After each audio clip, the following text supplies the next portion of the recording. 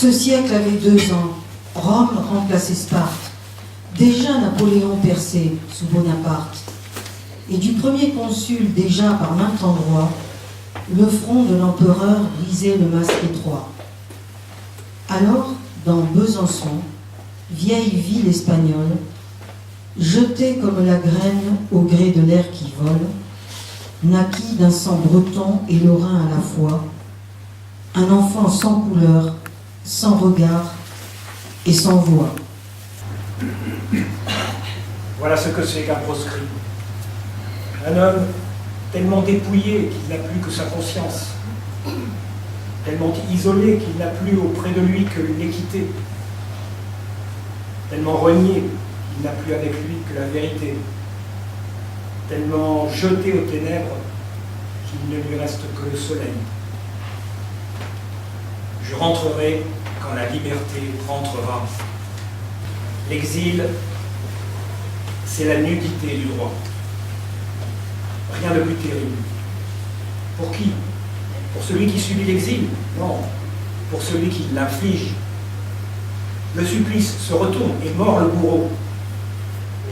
Guernesey est faite pour ne laisser aux proscrits que de bons souvenirs.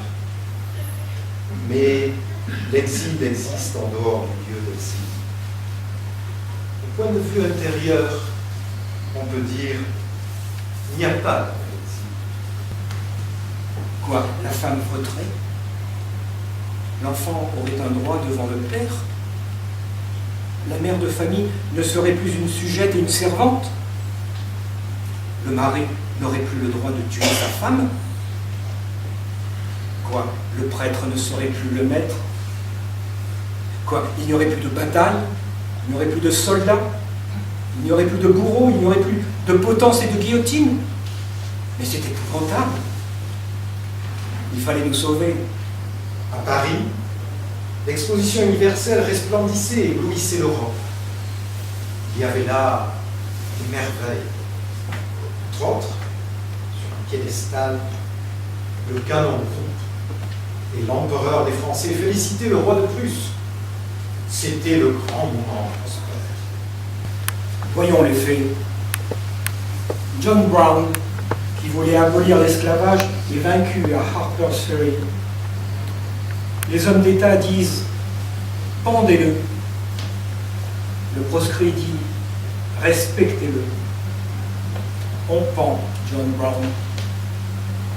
L'Union se disloque, la guerre du Sud éclate. John Brown épargné, c'était l'Amérique épargnée. Au point de vue du fait, qui a eu raison? Les hommes pratiques ou l'homme chimérique? Hors la loi, dans le droit. Le tyran qui vous attaque rencontre pour premier adversaire sa propre iniquité, c'est-à-dire lui-même. Et pour deuxième adversaire, votre conscience, c'est-à-dire Dieu. Combat certes inégal, défaite certaine, tyran. Allez devant vous, justicier. Ce sont ces réalités que dans les premières pages de cette introduction, nous avons essayé d'exprimer en cette ligne. L'exil, c'est la nudité du droit.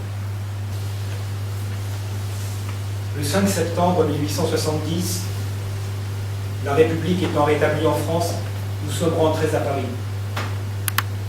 Il était 9h35 du soir. Une foule immense m'attendait à la gare du Nord. Accueil indescriptible. J'ai parlé 4 fois. Une fois du balcon d'un café, 3 fois de ma calèche. J'ai dit au peuple, vous me payez en 1 heure de 20 ans d'exil. Qui attaque Paris, attaque en masse tout le genre humain.